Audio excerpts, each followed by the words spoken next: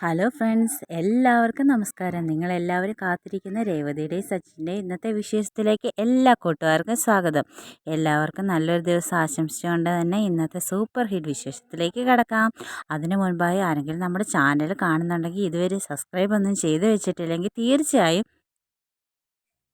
ഒന്ന് സബ്സ്ക്രൈബ് ചെയ്യണം കേട്ടോ. ലൈക്കും ചെയ്യണം എല്ലാവരുമേ. അപ്പോൾ നമുക്ക് നേരെ ഇന്നത്തെ വിശേഷത്തിലേക്ക് കടക്കാം അല്ലേ. അങ്ങനെ തുടങ്ങുമ്പോൾ തന്നെ കാണിക്കുന്നത് നമ്മുടെ ചന്ദ്ര. അപ്പോൾ നമ്മുടെ ചന്ദ്ര പറയോ, നിങ്ങൾ ഓരോന്ന് പറഞ്ഞ് എൻ്റെ സുതിമോനെ തളർത്തല്ലേ. നിങ്ങൾക്ക് സുതിയെ ശരിക്കും മനസ്സിലായിട്ടില്ല. ഒരവസരം കിട്ടിയാലേ ഇവ റോക്കറ്റ് പോലെ കുതിക്കും, അറിയാമോ. അപ്പോഴത്തേക്കും നമ്മുടെ രവീന്ദ്രൻ പറഞ്ഞു, ദേ ഈ ദീപാവലിക്കും വിഷുവിനും ഒക്കെ കത്തിക്കുന്ന റോക്കറ്റ് പോലെയാണോ ഇവൻ കുതിക്കുന്നത്? അത് കുറച്ച് മുകളിലോട്ട് ചെന്നിട്ട് താഴേക്ക് പതിക്കും. അതുകൊണ്ട് ഞാൻ ചോദിച്ചതാ. എൻ്റെ പൊന്നു രവിയേട്ടാ, ഇവൻ നിങ്ങളുടെ മകനല്ലേ, ഇങ്ങനെ കളിയാക്കാതെ. ഇവന് വെറുതെ ഇട്ട് കളിയാക്കാതെ. ദേ ഇവനെയൊക്കെ ഉണ്ടല്ലോ, ഇങ്ങനെ ശരിക്കുള്ള റോക്കറ്റ് കെട്ടി ആകാശത്തേക്ക് വിടേണ്ട സമയം കഴിഞ്ഞു. അതാ എടാ, പെട്ടെന്ന് ഒരു ജോലി നീ കണ്ടെത്താൻ നോക്ക്, ഇല്ലെങ്കിൽ നിന്നെ റോക്കറ്റ് കെട്ടി തന്നെ ഞാൻ അയക്കും. അപ്പോഴത്തേക്കും നമ്മുടെ ശ്രുതി പെട്ടെന്ന് വന്നു കേട്ടോ. ശ്രുതി പെട്ടെന്ന് വന്ന് ആൻറ്റീന്ന് വിളിച്ചുകൊണ്ടാണ് ഇങ്ങനെ വരുന്നത്. അപ്പോഴത്തേക്കാണ് പെട്ടെന്ന് നമ്മുടെ ശ്രുതി ചോദിക്കുന്നത്, എന്ത് പറ്റി നീ ഇപ്പോൾ വന്നത്? നീ എന്നെ ഫോണിൽ വിളിച്ചായിരുന്നല്ലോ, എന്തോ അമ്മയ്ക്ക് ഒരു സർപ്രൈസ് ഉള്ള എന്നൊക്കെ പറഞ്ഞുകൊണ്ട് ആ സർപ്രൈസ് കൊണ്ടാണ് വന്നേക്കുന്നത്. അതെ, ഞാൻ ആ സർപ്രൈസ് കൊണ്ടാണ് വന്നേക്കുന്നത്. ദേ ഇതാ സർപ്രൈസ് എന്ന് പറഞ്ഞുകൊണ്ട് അങ്ങ് കൊടുക്കുകയാണ് കേട്ടോ. ഒരു കൂടിനകത്ത് എന്തോ ഒരു സാധനം. അപ്പോഴത്തേക്കും നമ്മുടെ ചന്ദ്രയ്ക്ക് അങ്ങോട്ട് ദഹിച്ചില്ല. ചന്ദ്ര, എന്താ ഇത്? അത് പിന്നെ ആൻറ്റി തുറന്നു നോക്ക്, എന്നാലല്ലേ ആൻറ്റിക്ക് അറിയത്തുള്ളൂ. അപ്പോഴത്തേക്കും ശ്രുതി പറഞ്ഞു, വാങ്ങിക്ക് ആൻറ്റി. അല്ല ആൻറ്റി എന്നല്ലേ അമ്മേ, അത് വാങ്ങിക്ക്, സർപ്രൈസ് അല്ലേ. ശ്രുതി നമ്മുടെ തരുന്ന അത് മേടിച്ച് പതിയെ തുറക്കുവാണ്. തുറന്നപ്പോഴത്തേക്കും ഇതൊരു സാരിയാണെന്ന് തോന്നുന്നല്ലോ. അപ്പോഴേക്കും നമ്മുടെ ശ്രുതി പറഞ്ഞു, അല്ല, പ്രത്യേകിച്ച് വിശേഷമൊന്നുമില്ല. പിന്നെ എന്തിനാ നീ അമ്മയ്ക്ക് സാരി മേടിച്ചു കൊടുത്തത്? അയ്യോ, ഇത് ഞാൻ മേടിച്ചതല്ല. അത് എൻ്റെ ഇളയച്ചനില്ലേ, മലേഷ്യയിൽ നിന്ന് അയച്ചു തന്നതാ. മലേഷ്യയിൽ നിന്ന് അയച്ച സാരിയോ? അതെ, ഇത് മലേഷ്യയിൽ നിന്ന് അയച്ചതാ. ഇളയച്ചനും ഇളയമ്മയും കൂടെ ചേർന്ന് ആൻറ്റിക്ക് ഇത് മേടിച്ച് കൊറിയർ ചെയ്തതാ. അപ്പോഴത്തേക്കും നമ്മുടെ രവീന്ദ്രൻ പറഞ്ഞു, നമ്മുടെ രാജ്യത്ത് നിന്ന് മലേഷ്യയിലേക്ക് സാരി കയറ്റി അയക്കാറുണ്ടല്ലോ, ഇനിയിപ്പോൾ അത് തന്നെ ആയിരിക്കും ഇത്. അത് പിന്നെ മലേഷ്യയിൽ നിന്ന് സ്പെഷ്യലായിട്ട് ഹാൻഡ് വർക്ക് ചെയ്തെടുത്ത സാരിയായത്, അല്ലാതെ ഇവിടുത്തെ സാരിയല്ല അങ്കളെ. ഇത് മലേഷ്യയിലെ സ്പെഷ്യലാ. ഇളയച്ചന് ആൻറ്റിക്ക് പ്രത്യേകം ഓർഡർ ചെയ്ത് മേടിച്ചതാ. അത് കണ്ടില്ലേ, അത് കാണുമ്പോൾ തന്നെ അറിയത്തില്ലേ. പിന്നെ ഇതേതാ എത്ര രൂപയ്ക്ക് മേളിൽ വരും? അത്ര വില കൂടിയ സാരി ഇന്നൊന്നും ഇവിടെ കിട്ടില്ല. എനിക്ക് പ്രത്യേകം ഓർഡർ ചെയ്ത് മേടിച്ചാണോ മോളെ ഈ ഇളയച്ചൻ? അതെ. അതെ ആൻറ്റി, ഈ കളർ ആൻറ്റിക്ക് ഏറ്റവും ഇഷ്ടമാണെന്ന് ഞാൻ ഇളയച്ചനോട് പറഞ്ഞിരുന്നു. ആൻറ്റി ഇതൊന്ന് വെച്ച് നോക്കിക്കേ എന്ന് പറഞ്ഞുകൊണ്ട് ആ സാരി ഇങ്ങനെ എടുത്തിട്ട് ഇങ്ങനെ നമ്മുടെ ചന്ദ്രയുടെ ആ ഒരു സൈഡിലേക്കൊക്കെ ഇങ്ങനെ വെച്ച് നോക്കുകയാണ് കേട്ടോ. വാ സൂപ്പർ, ആൻറ്റിക്ക് നല്ല കറക്റ്റായിട്ടുണ്ട്, ചേരുന്നുണ്ട്.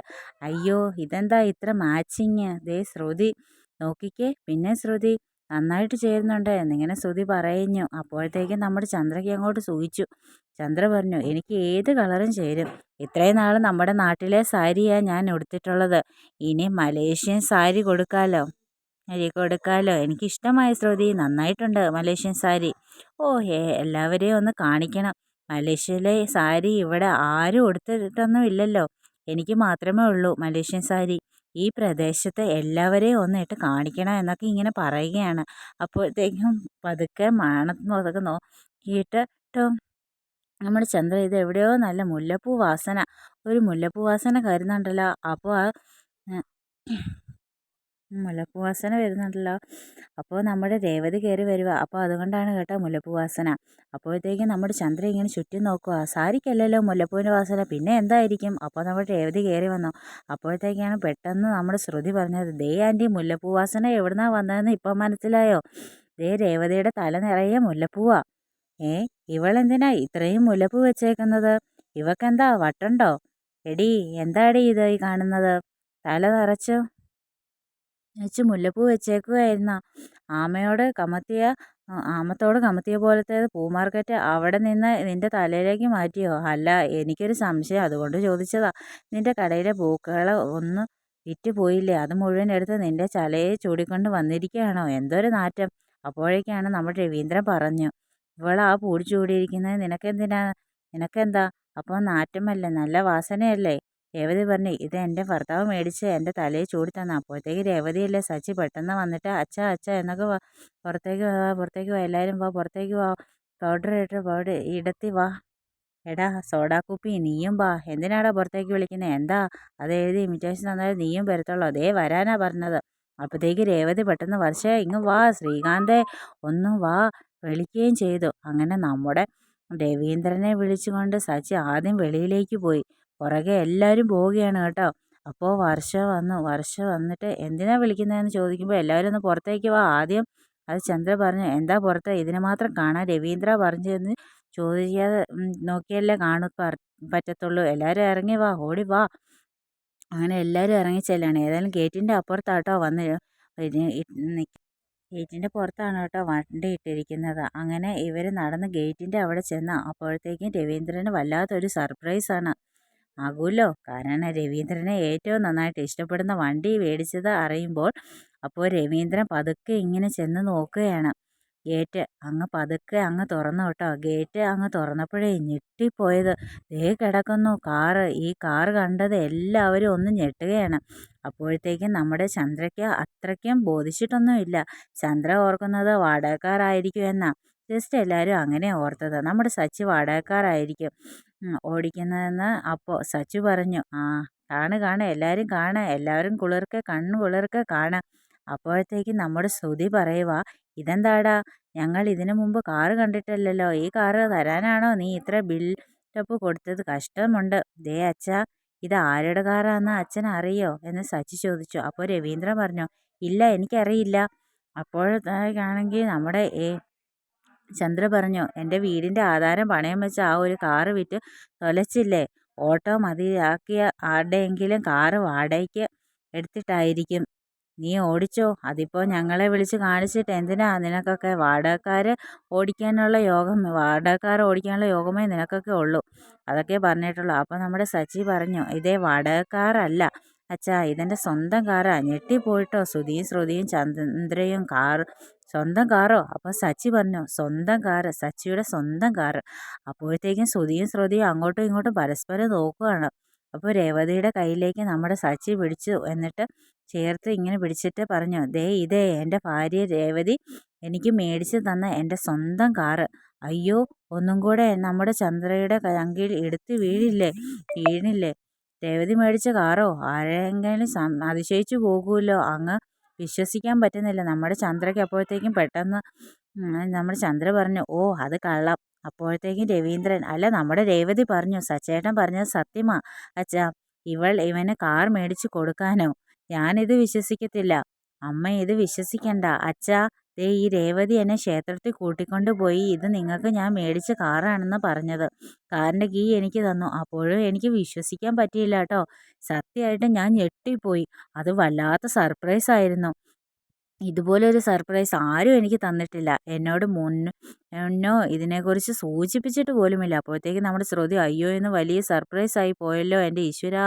അപ്പോൾ നമ്മുടെ ശ്രുതിയാണെങ്കിൽ എന്ന് വെച്ചുകൊണ്ട് രവീന് തന്നെ വണ്ടി അടുത്തേക്ക് ചെല്ലുന്നുണ്ട്. വണ്ടിയുടെ അടുത്തേക്ക് ചെന്നിട്ട് ചുറ്റും ഒന്ന് നോക്കുകയാണ്. നോക്കിയിട്ട്, മോനെ നല്ല അടിപൊളി വണ്ടിയാണല്ലോ, സൂപ്പർ വണ്ടിയാണല്ലോ ഇത്. സെക്കൻഡ് ഹാൻഡ് വാങ്ങിയ അല്ലേ പറഞ്ഞ് കേട്ടോ. പുതിയ വണ്ടി നന്നായിട്ടുണ്ട്, എനിക്ക് ഇഷ്ടപ്പെട്ടു എന്നും പറഞ്ഞിട്ട് അപ്പോൾ ചന്ദ്രയും നോക്കി നിൽക്കുകയാണ് കേട്ടോ. അപ്പോൾ ചന്ദ്ര പറഞ്ഞു, ഇതിന് എന്ത് വില വരും? അത് പിന്നെ 10 ലക്ഷം രൂപയോ? 10 ലക്ഷം രൂപ കേട്ടിട്ടില്ലേ? 10 ലക്ഷം രൂപ വില വരും. 10 ലക്ഷം രൂപ വരുമോ? ഓ പിന്നെ, ഇത് വലിയ കാറൊന്നുമല്ല, സെക്കൻഡ് ഹാൻഡ് കാറല്ലേ. അതിന് 3 ലക്ഷം രൂപ അതല്ലേ? കാറിൻ്റെ വില 1 ലക്ഷം ആയിക്കോട്ടെ.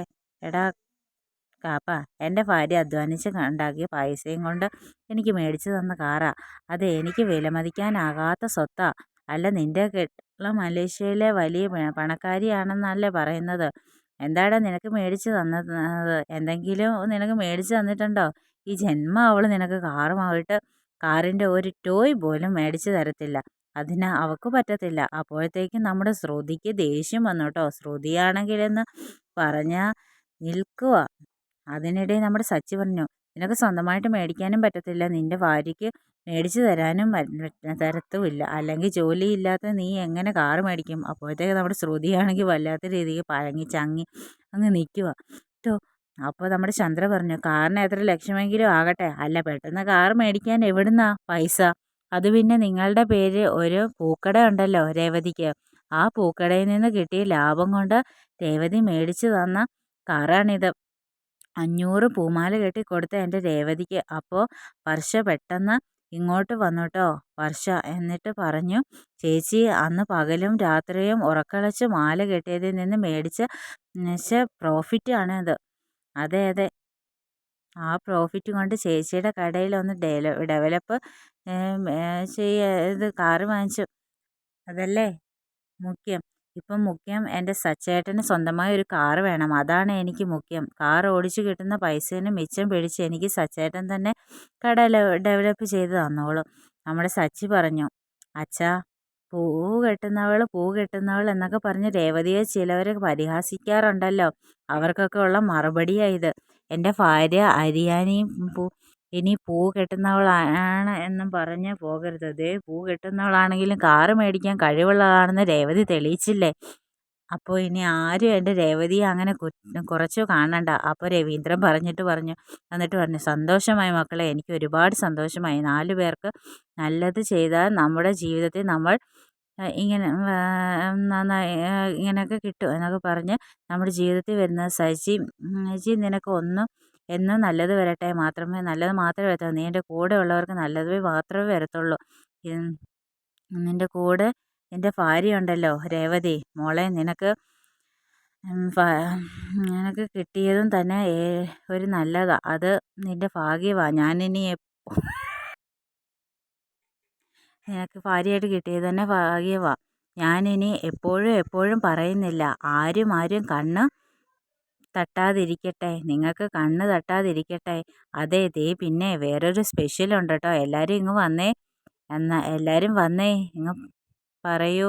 അപ്പോഴത്തേക്ക് ശ്രുതി പറഞ്ഞു, ഇനി എന്ത് സ്പെഷ്യലാ? എനിക്കൊന്നും മനസ്സിലാകുന്നില്ലല്ലോ. വാ അമ്മേ എന്ന് പറഞ്ഞ് നമ്മുടെ ചന്ദ്രനെ കൂട്ടിക്കൊണ്ട് പോകുക. അപ്പോൾ പുറകെ വശത്തേക്ക് ചെന്ന് ഇങ്ങനെ കൈ കുത്തി പിടിച്ചേക്കാണ് കേട്ടോ. എന്തിനാ ഇങ്ങനെ നിൽക്കുന്നത്? കൈ പൊത്തി പിടിച്ചു. അപ്പോഴത്തേക്ക് രമീന് ചോദിച്ചു, നീ എന്താ ഈ കൈ കൊണ്ട് മറച്ചു പിടിച്ചിരിക്കുന്നത്? ദേ നോക്കിക്കേ. ടണ്ടടേ കാണിച്ചു. അപ്പോഴേക്കും ഇങ്ങനെ കണ്ടിട്ട് SR എന്നൊരു ലെറ്റർ. അപ്പോഴത്തേക്ക് ഇവർക്ക് ആർക്കും മനസ്സിലായത്. ഇവർ ചോദിച്ചു, ഇതെന്താ SR, ഇതെന്താ പ്രത്യേകത ഇരിക്കുന്നത്? അതെന്താ എനിക്കൊന്നും മനസ്സിലാവും